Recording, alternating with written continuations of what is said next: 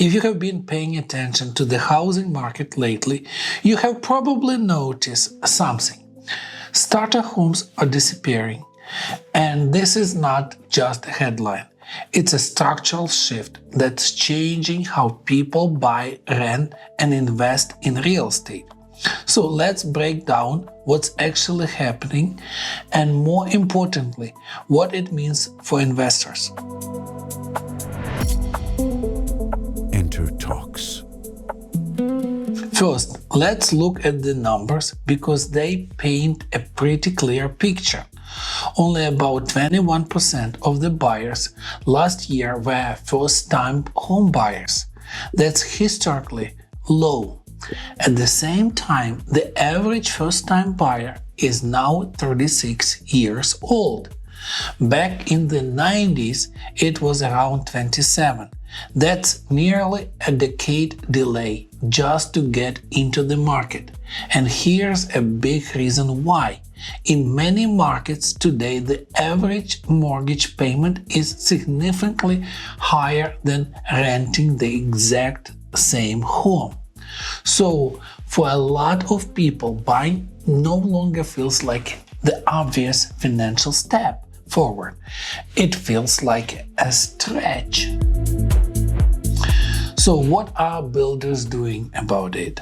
They are trying to adapt.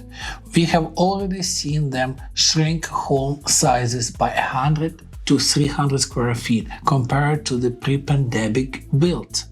Smaller homes, more efficient layouts, all aimed at affordability.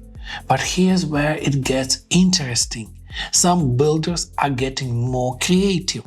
They are designing homes with attached ADUs, accessory dwelling units built right into the property. So imagine a 1500 square foot home with a separate entrance, separate living space, essentially a built-in rental unit.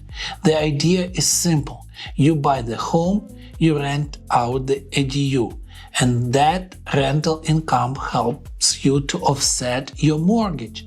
On paper, it's a smart concept, but here's the catch.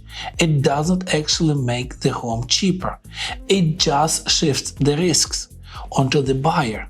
Now, the buyer isn't just a homeowner. They are also a landlord, whether they plan to be or not. At the same time, the rental market itself is evolving. We are seeing rise of build-to-rent communities, entire neighborhoods, designed especially for renters, not for buyers. These properties are newer, professionally managed, and often come with amenities that traditional rentals can't compete with. And on top of that, a large share of first-time buyers who are entering the market are choosing townhomes and condos instead of single-family homes.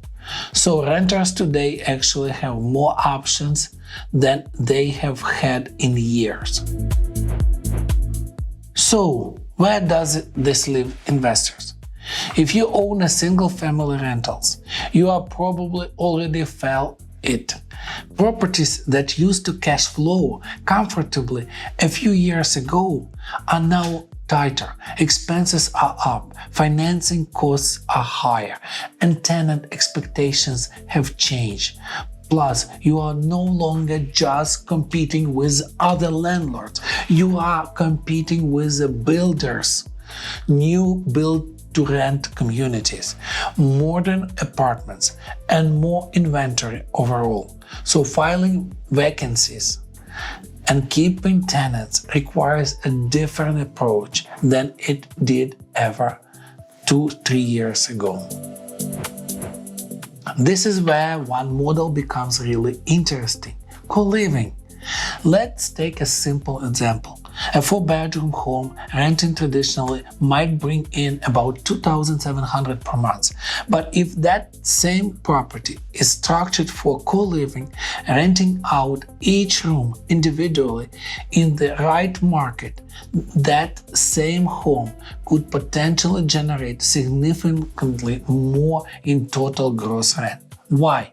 Because you are aligning the property with what a lot of renters actually need right now: lower individual rent payments, flexibility, sharing living costs, especially for younger renters, remote workers, or people priced out of home ownership.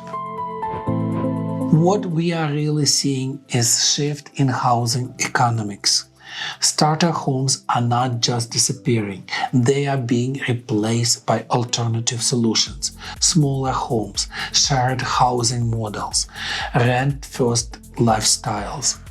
And for investors, this means one thing: the old playbook: buy a single family home, rent it out traditionally, and let it cash flow, isn't as reliable as it used to be. The opportunity is still there, but it's in adapting to how people actually live today. Enter Talks. So whether it's co-living, ADUs, or rethinking how properties are used, the investors who win is this market will be the ones who adjust faster, because the demand hasn't disappeared, it just changed. Thanks for watching Enter Talks.